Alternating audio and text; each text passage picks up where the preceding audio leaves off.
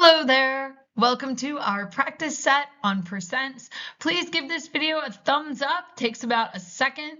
If you find it helpful, subscribe for more math help. Ask me a question to engage. Love talking percents. And check out the other playlists and videos on the channel. We have all kinds of stuff over a variety of levels to help you out in wherever you are in your math journey.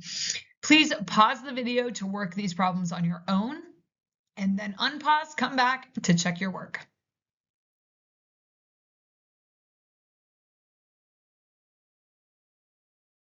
All right, now, if you watched the lesson for this, which I'm assuming you did if you found your way here, but if you did not, okay, please go back and watch the lesson for percents. I went over these key ideas, and they were this. The word is often translates to an equal sign. The word of often translates to your times.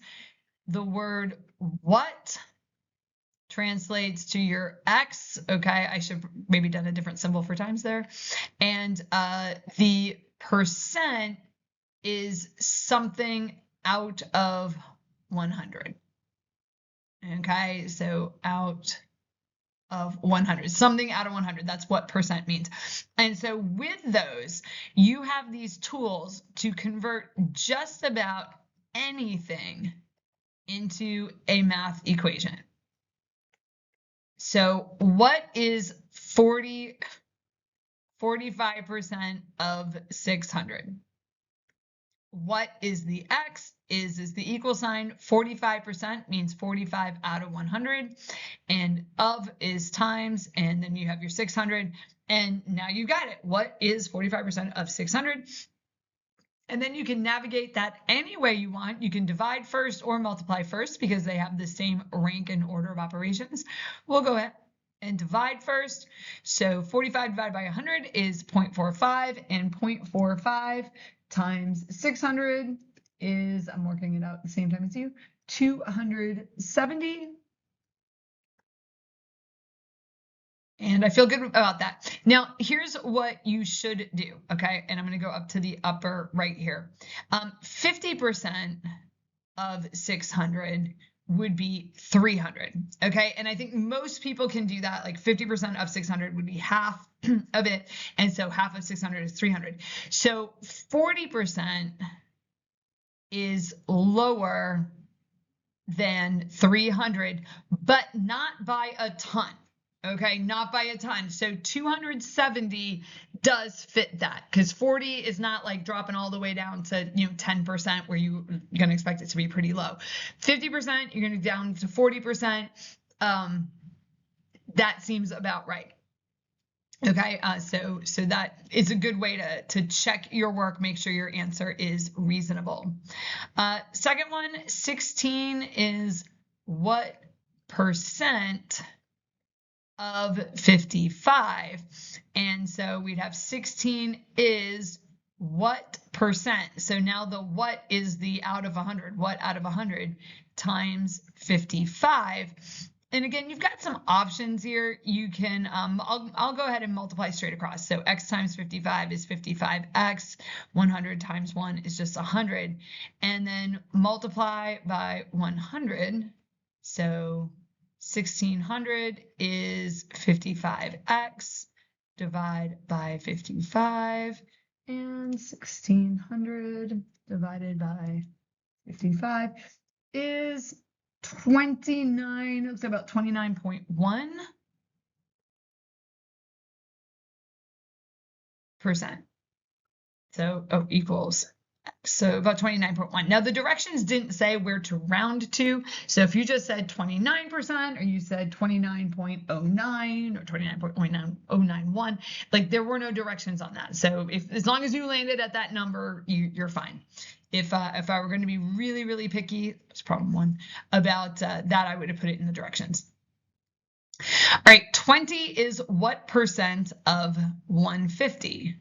So 20 is what percent of 150? So 20 is your equal sign. What percent means something out of 100 times 150.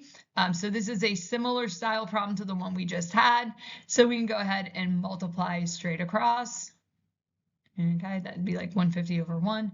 Multiply both sides by 100. So that is 2,000 equals 150x.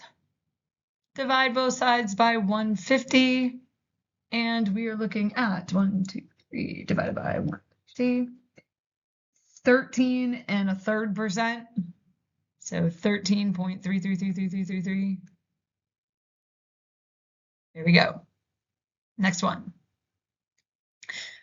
15 is 75% of what number? That should be number, not mumber. Just number. My little pen wants me to click to the next slide and it keeps pulling that up. Okay, 15 is my equal sign. 75% means 75 out of 100 of what number? So the what number is my x. And you can do this by, I think I did this 2 different ways in the video. You can multiply, you can do this. So you can do 75x over 100 and then multiply by 100. Okay, and that gives you 1500 equals 75x. Or you can do this, you can do 75 divided by 100 is 0.75x, and then divide by 0.75. Okay, either of those is going to work. And you can tell that if you look at where we end up, 1500 over 75 is the same as 15 over 0.75. This one just has an extra factor multiplied in. So either one of those is going to give you the same number. Whichever one makes more sense to you is the way that you should do it. And that is, I believe that's a 0, 20%. Or not 20%, but just 20. Sorry, not 20%, just 20. So 15 is 75% of 20. In other words, just to interpret it, if you got 15 out of 20 on your quiz, then you got a 75%. Okay, so. All right, next one, what is 15% of 75? So we have number 5 here. What is 15% of 75? So what is my x is 15% means 15 out of 100 of 75. I'm going to go ahead and do that division first. So that's a 0.15 times 75. And so 0.1, whoops, don't do what I just did. 0.15. What would be really awesome if I typed in my calculator the right way. 11.25. So what is 15%? 11.25. So somebody tells you, if you give me your money, I will pay you back with 15% interest. You would be getting $11.25 on your $75 investment. Now, you might have had people tell you to do this a different way, and there are different ways to do it. If you look at this line right here, this 0.15, we got there by using the definition of percent, 15 out of 100. So 15 out of 100 is 15 divided by 100 gives us the 0.15. A lot of times students are taught to do this by just taking the 15 and moving the decimal point 2 places to the left. So 15, move it over, 0.15. Which is fine, and it's how I would do it most of the time. It's just you want to understand why you're able to move the decimal point 2 places to the left. Like, not just trying to memorize, move the decimal point 2 places to the left, but why? Why do you move it? Well, because you're going to divide by 100, because that's literally what percent means. Okay, so we want that to be a step that makes sense. And then the last one of this type, 150 is 65% of what number? And so we have 150 is 65 out of 100 times what number? And I like this method better where I do the division. So 65 divided by 100 is 0.65. Again, that's that moving of the decimal point. You know, somebody says 65%, move the decimal point over. That's why, okay? It's not just a random step that you memorize. So divide by 0.65. And so 150 divided by 0.65 is 230.77.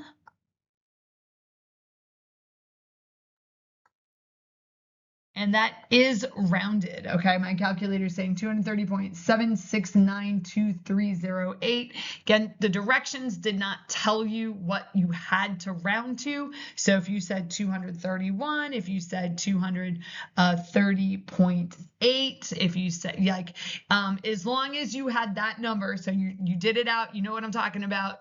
We're not going to sweat the rounding part until we have directions that are specific for the rounding. All right, studies show that people spend roughly 40% of their income on housing. I have a feeling it's probably more than that. If you spend $1,800 per month on housing, what is your monthly income?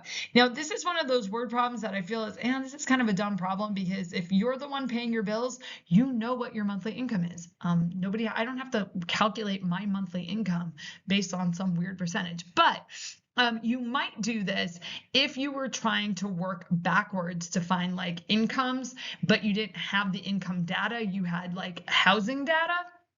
And so you could kind of work your way backwards, and maybe it's not you, maybe it's not your budget, it's somebody else's, but you're trying to work your way back to like average income, so maybe that's why we're doing this.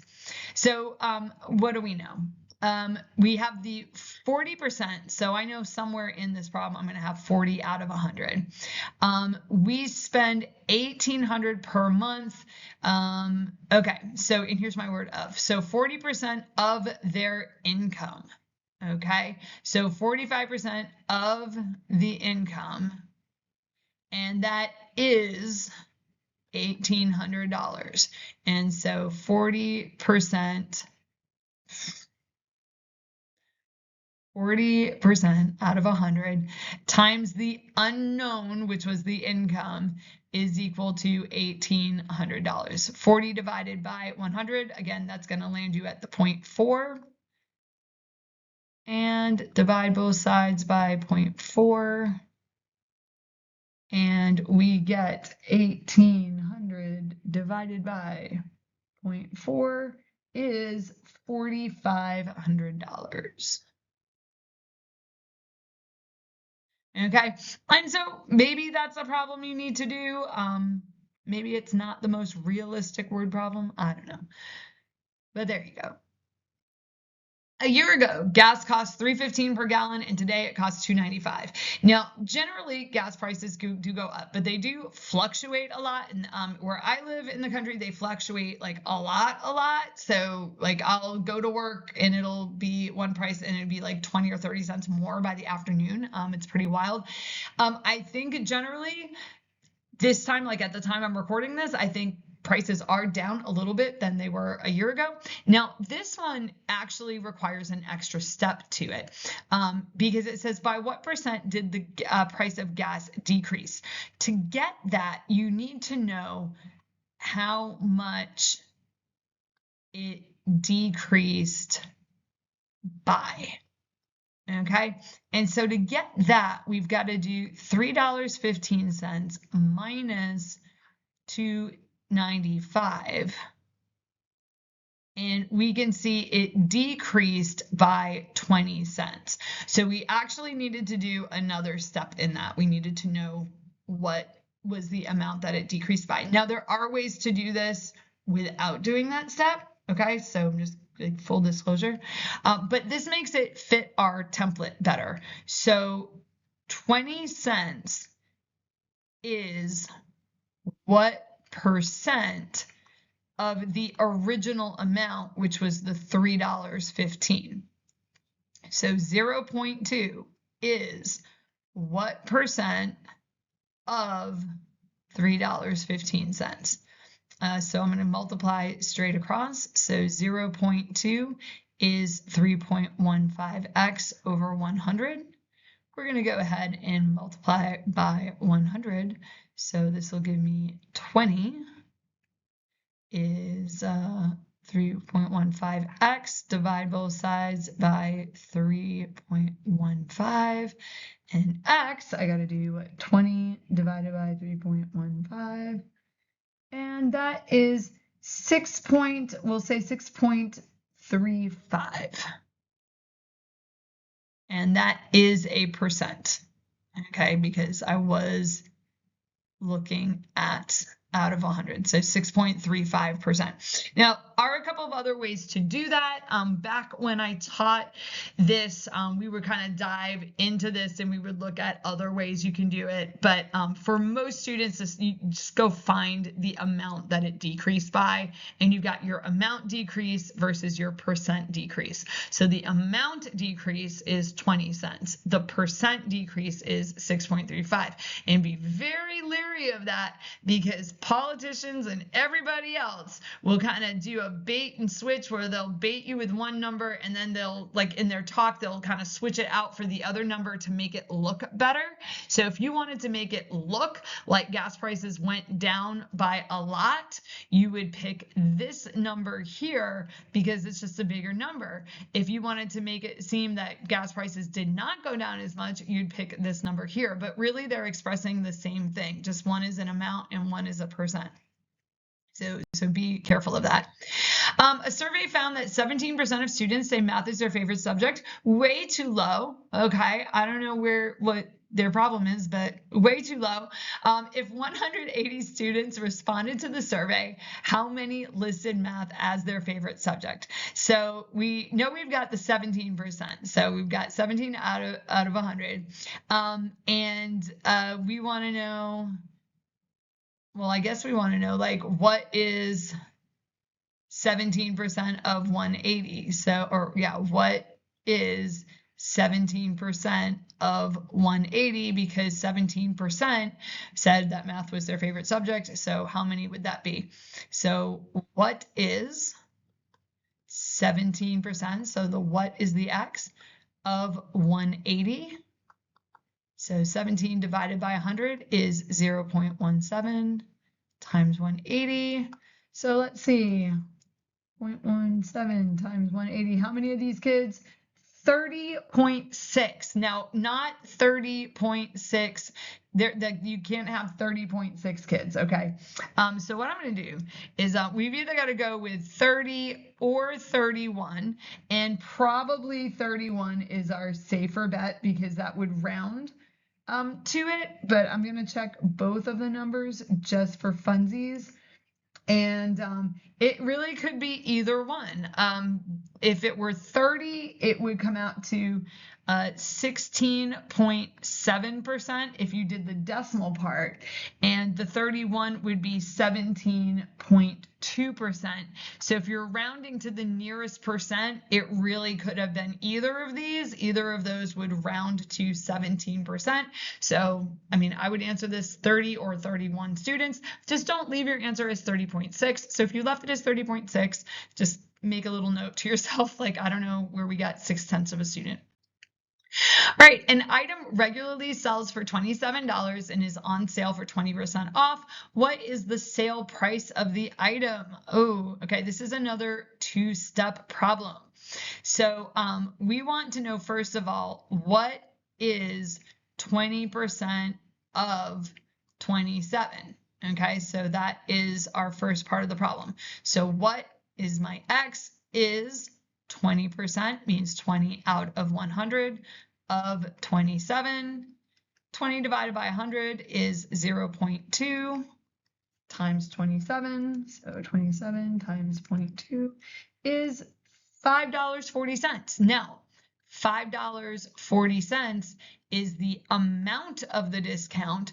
This is the percentage of the discount, but we are asked, what is the sale price of the item? And so we need to do 27 minus $5.40. So what is that after we take, I don't know why I did that. There we go. 6 Hopefully I did that right. That was like messed up. Okay, sorry about that. So 2160 would be the sale price of the item. And of course now like I can't subtract anymore. 2160. Yes, I can. Okay. Good news. So that's the sale price. So with these problems, always make sure that you are reading like what you're actually asked for. If this were a multiple choice question, okay, so if I'm being sneaky multiple choice question person, all right, and here's the correct answer. We'll put the correct answer down here, but I would also put like $5.40. I might put, I don't know what else I could put. Like I'd have to think about that. Maybe I would add the 540 in. So whatever 27 plus 540 is. So maybe 32.40. Hopefully you don't pick that one because it's on sale, okay? And the price should not go up. Or I might work the problem backwards and I'd say like 27 is 20% of what number, or like kind of do one of the other problems with that. So just be careful because I would definitely put the $5.40 as one of the incorrect answer choices for that. So be on the lookout for that. Okay, don't forget to like and subscribe if you found this video helpful. Drop a comment or ask a question below and check out the other video resources on the channel. We have all kinds of helpful playlists and pre-algebra, algebra 1, all kinds of stuff that you can check out and practice sets to practice any of the skills from any of the lessons. So I hope to see you in the next video.